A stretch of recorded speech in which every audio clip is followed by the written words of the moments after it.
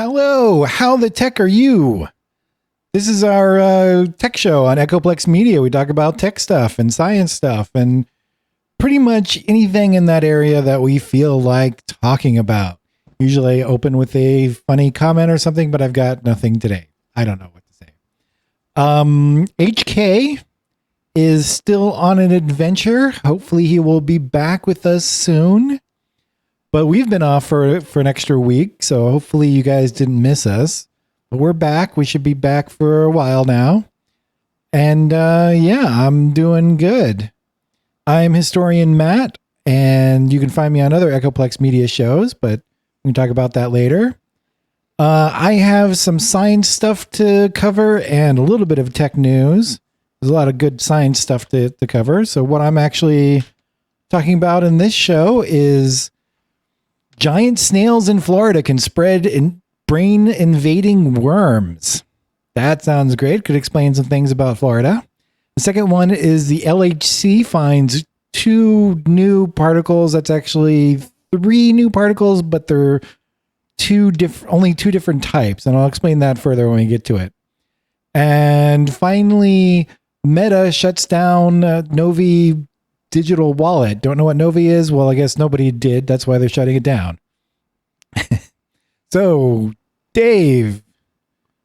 Yeah, this week I just got 3 stories. I have a Debian 11.4 was released. I have Ubuntu claims to have fixed Firefox as a snap, and of course the Elon Musk Twitter saga.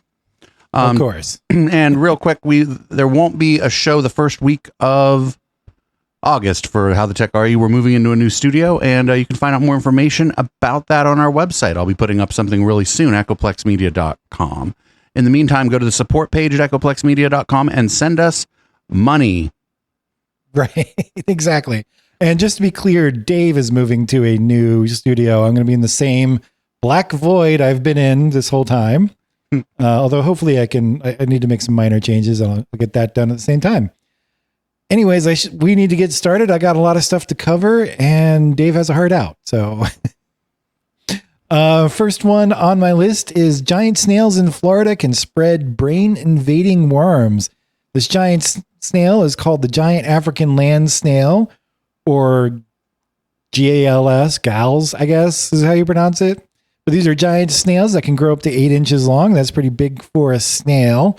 And they can feed on all sorts of stuff, but a lot of valuable fruits and vegetables and ornamental plants. And a lot of that is grown in Florida. And that is a really bad thing, besides the other thing. So in late June, Florida state officials confirmed the presence of gals in Pasco County, giant snails there. That's the west central coast of the state. They've set up a quarantine zone, and they've started spreading snail-killing pesticides. I don't know exactly what those are, but hopefully they'll work and not cause any problems with other people. But the big issue, and what people are really worried about, is these snails, and actually snails in general can carry this, but particularly these snails definitely have it. It's called rat lungworm, and this worm primarily infects lungs of rats and other rodents. And part of its life cycle it includes snails and slugs. So it's really kind of a disease for rodents, but the life cycle, part of its breeding pattern, goes through snails and slugs. How that works. So humans can get it, but humans are not a target of this worm. But the problem is if a human does get it, it causes a lot of problems. But how can a human get it? That they can pick it up by either eating undercooked snails or slugs. I don't think that's pretty common in Florida, but could happen. And I don't think people are eating these giant snails. But what's concerning is you can get it from eating fruits and vegetables that may have been contaminated by these giant snails. You can also get it from eating animals that may have eaten snails or slugs. I think that's less likely as well. We tend not to eat other predators, so except occasionally, fish often do it. But what happens is when these worms infect humans, they generally die out. And luckily, most of the time, you actually can get an infection with 0 symptoms. The problem is when they do have symptoms, because these worms infect the central nervous system, they can be pretty bad. And they can get into the brain, and they can cause problems such as nausea, vomiting, stiff neck. You can have eye problems, abnormal sensation in arms and legs. So it's like really causing some damages to your nervous system there. And headaches that are global and severe. And of course, Trumpism. Wait, I don't think that's actually a symptom, but brain parasites. I'm pretty sure that's the same thing, right? But on a more serious side, the severe cases, I mean, you can have nerve damage, paralysis, coma, and in the worst cases, you can actually die from this. Any questions? No questions. This is just like the most Florida story. This is very Florida story. It's a story about brainworms infecting Floridians. Yes, exactly. Luckily, these snails are pretty rare. They're only being found in one area. I mean, they would be more common, except because of all the damage they do. State officials stay on top of them. There actually have been outbreaks before. There was an outbreak that I think started in the 60s when a child, I think, was in Hawaii and brought like a couple of these snails back as pets to Florida, and they escaped. And that started off a big problem. So that was pretty bad, but they were eradicated in 1975. Apparently they came back, and they were said to be eradicated again in 2021. And somehow they were returned, and we don't know how. And that's a bad thing. I think I think somebody who works at the Hill showed up at Florida and dropped off the brainworms. Yeah, really. So that's all I got on the giant snails. A quick overview. We'll keep on top of that if anything else happens to them, but hopefully they got them under control and they'll get rid of them quickly. Moving on, the LHC finds 2 new particles. So the LHC is a Large Hadron Collider built by the European Nuclear Research Center, also known as CERN. CERN. You'll notice that those initials don't quite fit. It has to do with, other languages besides English. I don't actually know what the proper name for it is. Anyways, it's best known for destroying the Earth. Not really. But back in the day, I don't know if people still remember this, when they were first turning on the LHC, there was a lot of argument over whether or not it would actually destroy the Earth, because they think that, well, there's all sorts of crazy theories, but at least one that was kind of realistic is they thought that it would create black holes. And somewhere around along the line, I learned that it did actually make black holes, but they're so tiny. And I don't know if you know, those black holes actually evaporate. And then we're talking like nanoscopic or even smaller black holes that just immediately evaporate. But yeah, that was nothing. What their LHC is really famous for is finding the Higgs boson, which was sometimes referred to as a God particle. But it was a big thing. I don't remember actually when it was done, but it was a few years ago. But they're still running this thing, still finding new things. And what they found recently, which I thought was interesting, is they found 3 new types of subatomic particles with 2 types. I don't know what you would call it. But one is a petaquark, and the 2 others are both tetraquarks.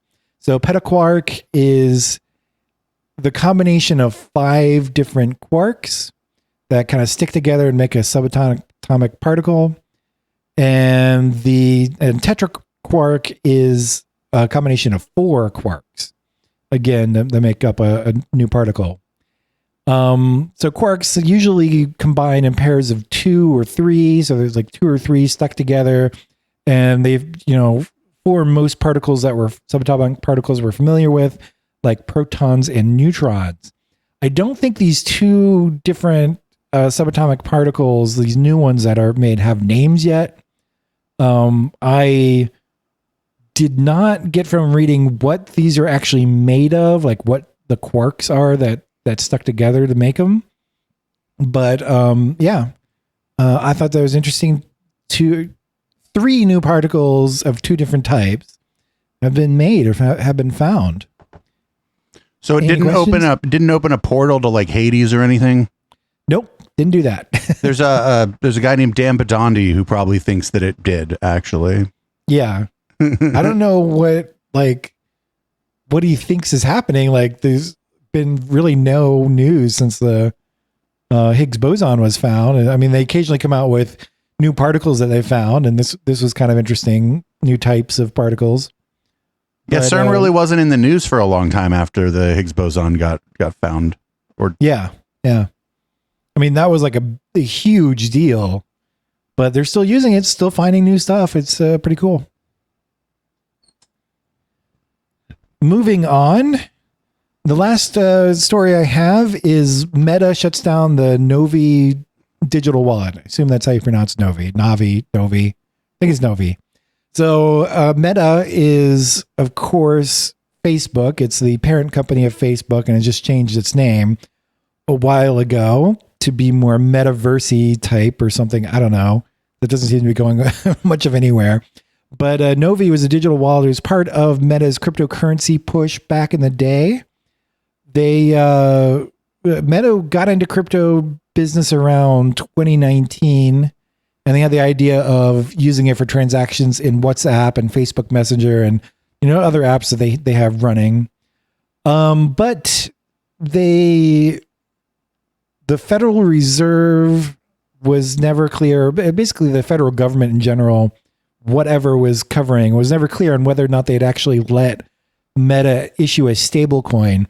For those who do not know, a stable coin is like other cryptocurrency like Bitcoin and Ethereum and stuff like that, except that it is specifically designed to match the price of another currency, a real world currency. Most of the time, they actually match the dollar. So you'll have a stable coin that's a cryptocurrency. It acts like a cryptocurrency. You can exchange it over the internet, but has a value of exactly $1. And there's a lot of question of how legal these things are. And especially with the recent collapse, it's probably going to be in the news more recently or in the near future. But so Novi was going to be the wallet, I think, that contained this stablecoin and other digital currencies, and to be used on Meta's platforms. But users will no longer be able to use Novi starting September 1st.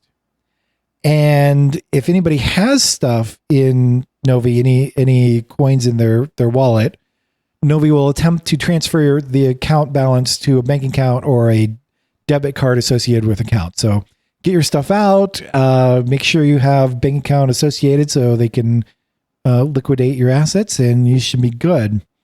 But even though they're shutting down Novi, Meta says that the technology is living on and will be used in other Meta services that use blockchain technology and, in quotes, digital collectibles in the metaverse. And I'm pretty sure what they mean by digital collectibles or NFTs, and we know how that has gone. But yeah, any questions? I don't have anything else on that. I just wonder, what on earth possessed Facebook at the time to think that people wanted their financial transactions tied up in a service that everybody hates. Yeah, really. Well, first of all, they don't think that everybody hates their service, even though pretty much they do. Even though people are forced to use it, hate their service. Right. And I feel like maybe I am in that bag where I am forced to use Facebook. Yeah, I actually am. I'll say that. I mean, to keep in touch with certain people, I pretty much have to use Facebook. Right. Don't have a whole lot of alternatives. I've gotten all but one of the contributors for the bigger project to use Discord for main communication. But yeah, like I've said over and over and over again, I don't know why, but the local music scene here in the Bay Area, they never going to leave Facebook. And so, but yeah, like that's like sort of neither here nor there. It's with just the number of people who, I mean, Facebook has to know that there are a lot of people with a negative view of Facebook. And the idea that they were going to put something out where people were going to do all their transactions like inside of Facebook or using a technology that Facebook created, that was like dead on arrival. Yeah. Yeah. I would not want my money with Facebook like that. I mean, honestly, like if I had to use it, I would probably put like a little bit. It would make sense to use that for some transactions if I needed to do it. But like, I would not have any significant amount of money in their wallet or anything. If somebody wanted me to transfer them money on Facebook, I would be like, is there any other earthly way I can do this? Yeah, really. Like, can I please send it some other way? Do you have Venmo?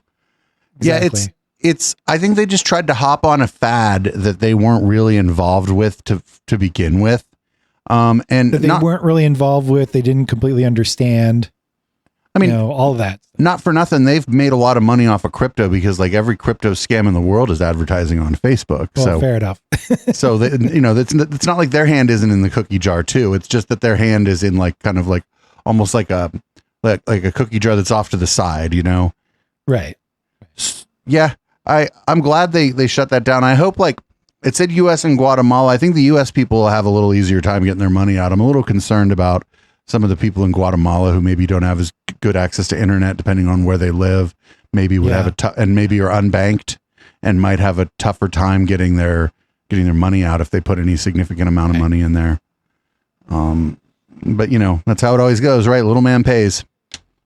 Yeah, unfortunately, that really sucks. But hopefully they'll work something out for everybody. Yep. Well, I only got 3 stories this week. 2 of them are from Phoronix, so there's no point in bringing up the website for them because Phoronix, while it has great information, graphic design is not their passion, and that's fine. Actually, it's very easy to find stuff on Phoronix, and they have really good articles. Something that seems unimportant to me, but I know is important to me, is that Debian 11.4 got put out. Debian, funny enough, was the first daily driver Linux distribution I used to put on a laptop and that didn't have Windows on it. Very long time ago, nice. I think 2003. Yeah, that I used it like as a daily.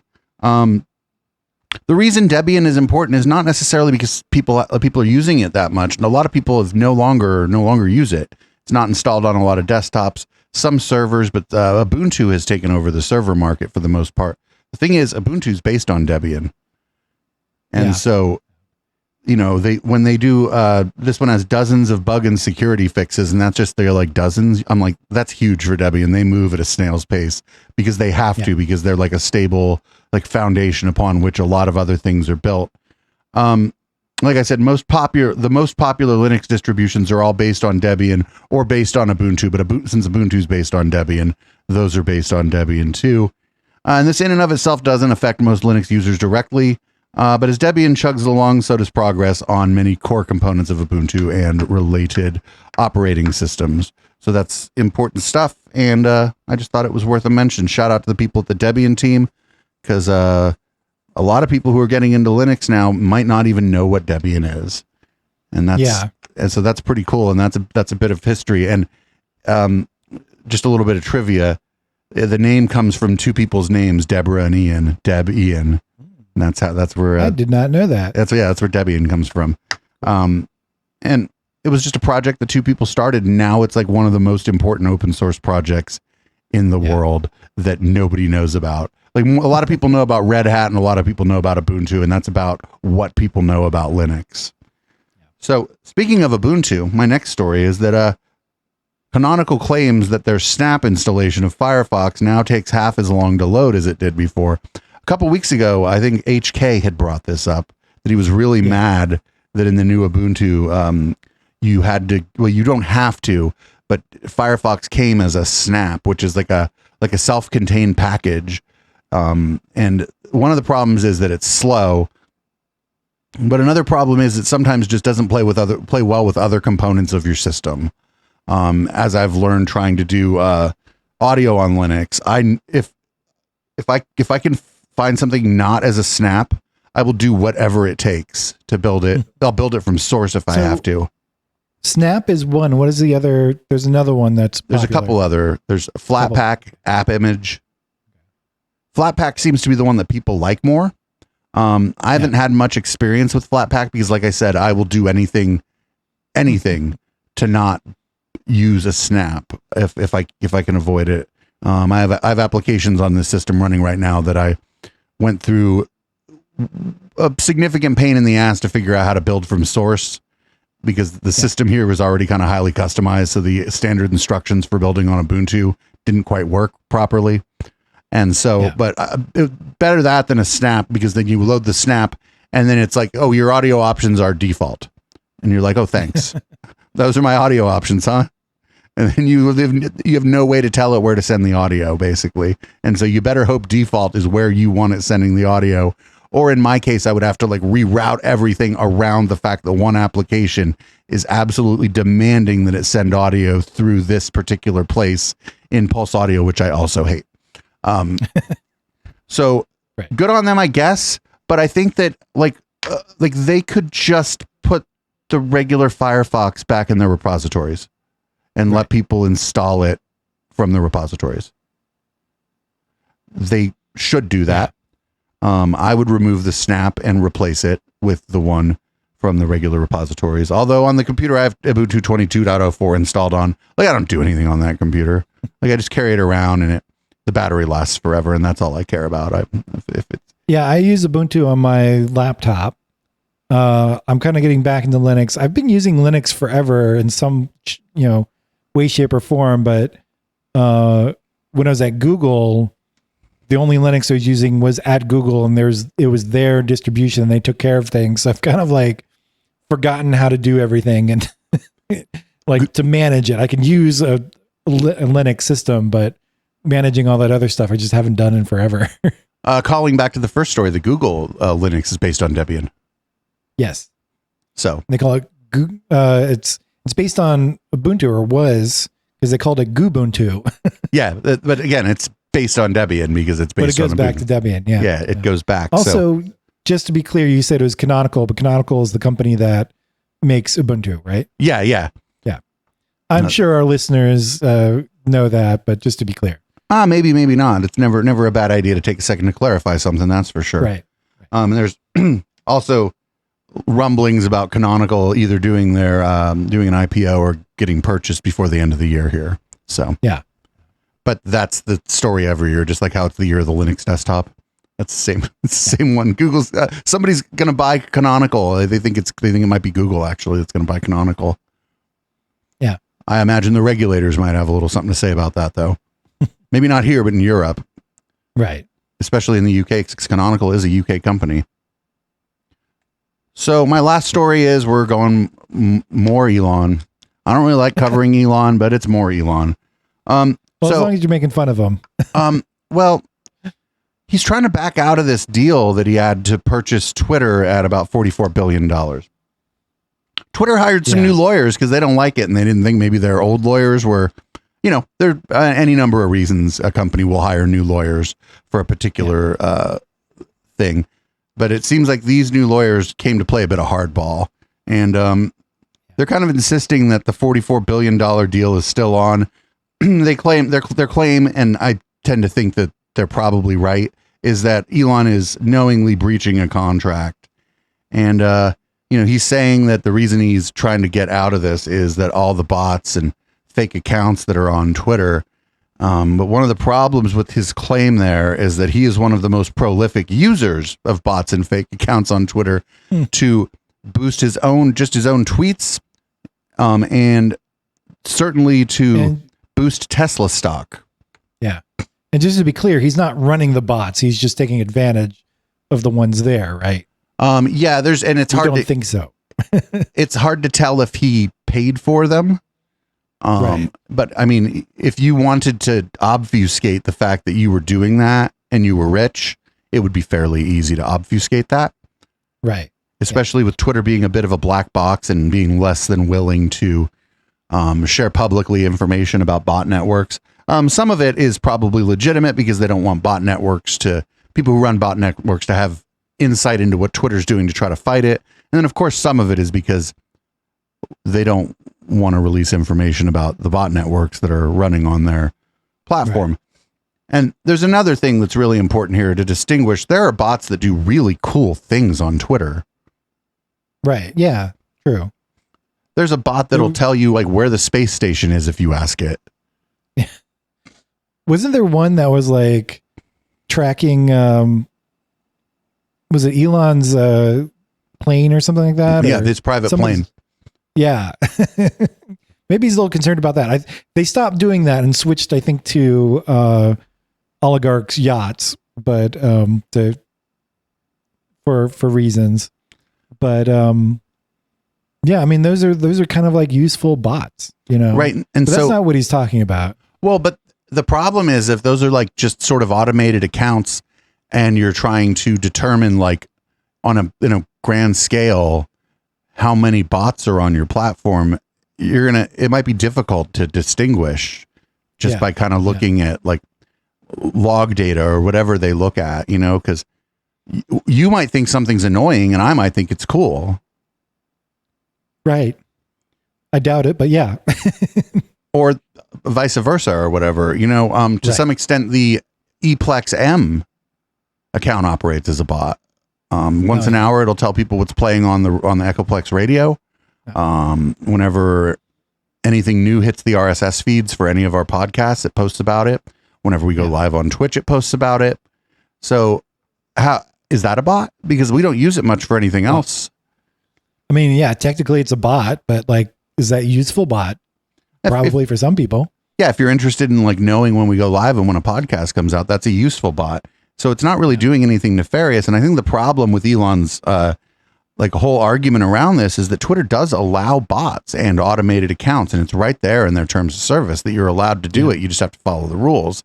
And so his claim that that there's too many bots on there, it kind of doesn't matter. Yeah. There's also like there's these cool bots that if somebody does a thread, it'll like unroll the thread and then put it on a website all in like, so you can just read it all at once without having to go through somebody's Twitter thread. That's useful. They do all kinds of cool stuff. But the one that was tracking Elon's plane probably really pissed him off because when you fly your private jet from San Francisco International Airport to San Jose International Airport, you're an asshole.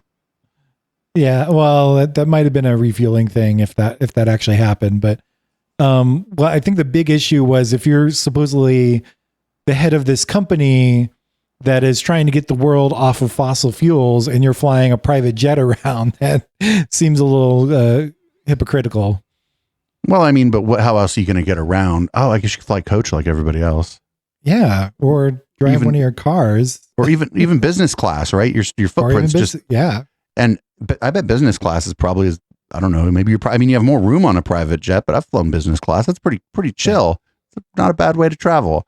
So yeah, I don't know. Yeah, you can also now it's a little expensive, but in certain places you can charter a private jet with a group of people, and it's like basically having a whole jet that you're maybe paying like first class type amounts of money for to go places. I think there's one that flies out of Oakland. That's pretty cool. And yet again, that's like just like a lower footprint than getting in a private jet with just you and your staff or whatever. Yeah. Yeah. So you're taking a group of people, like it's like a regular commercial jet in that respect, but it's a little nicer, a little more comfortable. They actually give you knee space, that sort of thing. The other thing I wanted to mention on this one, not related to jets, is people were joking that Elon Musk kind of like drunk bot Twitter, and now he's having second thoughts and trying to back out because it was kind of crazy how he went through that whole thing. Yeah, I mean, I don't know. I was listening to Pivot, and Scott Galloway on Pivot kind of had a good point. He's like, hey, if the courts don't just make him live up to the contract he signed, then it just means that nobody should ever do business in the United States ever. Because rich and powerful people can just tell you they're going to do something and you go through the legal process with them. And then if they're rich and powerful enough, they can just tell you to go F yourself. Well, I mean, that's how Trump has operated for years. Right. Allegedly. Apparently, but I mean, he didn't do it all public like this, and he never did no $44 billion deal. Well, like let's not make him. Let's not. Well, no one would be dumb enough to get into that level of entanglement with Trump, I think. But Pivot is a really good business and tech podcast, and I don't always agree with them. They're certainly capitalists, and I'm critical of capitalism, to say the least.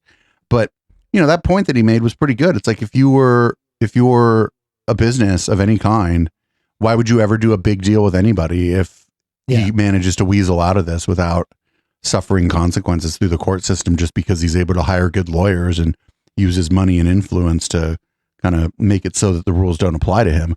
We already have enough of that going on in this country. And if this just plays out publicly like that, more people are just going to lose faith in the system. They're just going to think, this country's just for sale. And in a lot of ways it is, but this is an egregious example. He went so far as to say he wants to do 54.20 or whatever per share so that he could have 420 in it. So now, it's like when you order the novelty plate for your car, you just got to pay the novelty upgrade price for the plate. It's just, in this case, it's a whole ass company. So what I'd like to see happen is if he really wants out, that's fine. He gets to pay that $1 billion fine plus the difference in the market cap between that 54.20 and what Twitter's worth. That would be the penalty that would dissuade other people from behaving in this way in the future. Right? If Twitter at the time of the beginning of a trial or whatever is worth, let's say 30. So then he would just pay that, would be 24.20 per share difference, and that would suck for him, but it would certainly make people think twice before they try to use their money and influence or whatever to do dumb shit like this.